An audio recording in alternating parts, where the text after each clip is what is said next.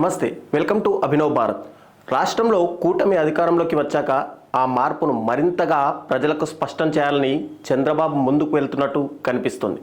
అందులో భాగంగానే 1వ తారీఖునే 97% పెన్షన్లు ఇంటికి అందించడం, వాలంటీర్ల సంగతి ఎటూ తేల్చకపోయినా ఆ లోటు తెలియకుండా సచివాలయ ఉద్యోగులతో పంపిణీ పూర్తి చేయడంలో సర్కారు సక్సెస్ సాధించిందనే చెప్పాలి. అయితే ప్రభుత్వ ఉద్యోగులకు 1వ తేదీనే జీతం వేయాలన్నది కూడా బాబు టార్గెట్గా పెట్టుకున్నారు. అనుకున్నట్టుగానే ఆగస్టు 1న ఉపాధ్యాయులు, పెన్షనర్లకు ఉదయం 8 గంటలలోపే జీతం వేయడంలో సక్సెస్ కావడంలో ఉద్యోగుల్లో సంతోషం వ్యక్తమవుతుంది. గత ప్రభుత్వంలో ఉద్యోగుల జీతాలు ఏ నెలలో ఏ తేదీన వస్తాయో తెలియని పరిస్థితి ఉన్నమాట వాస్తవం.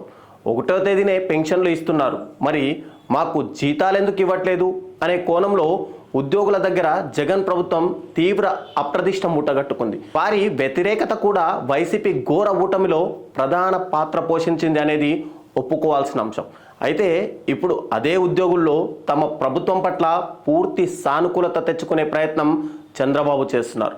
1వ తారీఖునే జీతం పడిన సంతోషాన్ని ఒక ఉద్యోగి సోషల్ మీడియాలో వీడియో తీసి పంచుకోగా ఆ సందేశాన్ని ట్వీట్ చేస్తూ మంత్రి లోకేష్ ఆనందం వ్యక్తం చేశారు.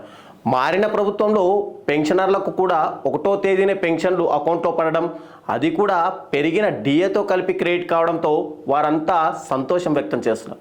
చంద్రబాబు ఇచ్చిన హామీ ప్రకారమే 1వ తేదీన జీతాలు వేస్తున్నారని, పాలనాపరంగా ఇది చాలా మంచి పరిణామం అని పలువురు సంతోషం వ్యక్తం చేస్తున్నారు. అయితే ప్రభుత్వ ఉద్యోగుల్లో మిగతా వర్గాలకు కూడా 1వ తేదీనే జీతాలు వేసే పరిస్థితి రావాలని, అప్పుడే సర్వత్రా సంతోషం వ్యక్తమవుతుందని మరికొందరు అభిప్రాయపడుతున్నారు.